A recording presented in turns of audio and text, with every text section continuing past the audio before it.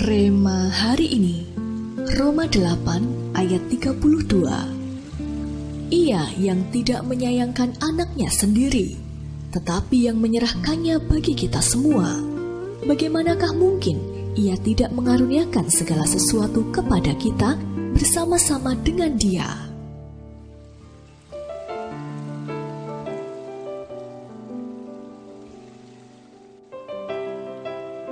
Kakak sulung Daniel Webster menikah dengan John Colby yang dianggap sebagai orang paling jahat dan tidak beragama di lingkungannya.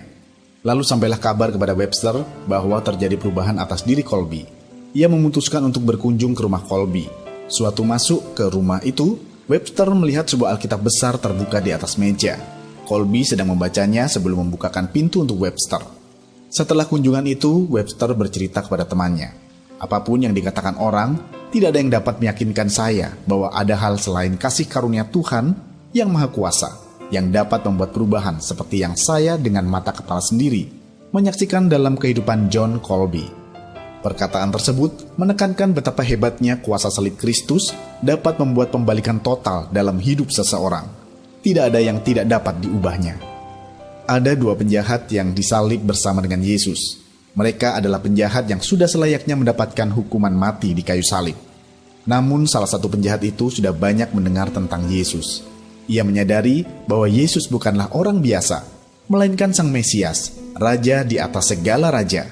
Ia juga percaya bahwa Yesus akan bangkit dari kematian dan akan datang kembali sebagai Raja yang menghakimi seluruh dunia.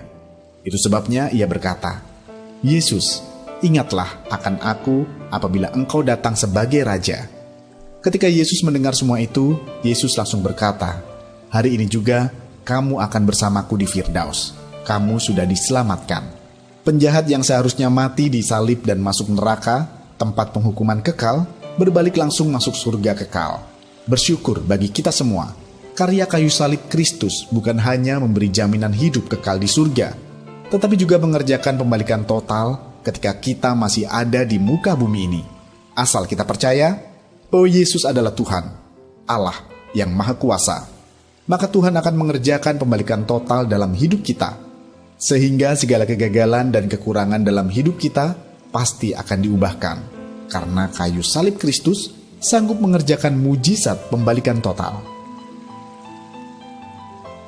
Apa definisi pembalikan keadaan total dalam hidup Anda selama ini? Pernahkah Anda mengalaminya?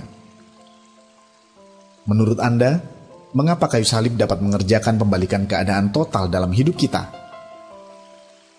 Apa langkah yang akan Anda ambil agar dapat mengalami mujizat pembalikan total dalam hidup Anda? Renungkanlah. Tuhan Yesus, kami percaya akan kuasa salib-Mu yang begitu luar biasa.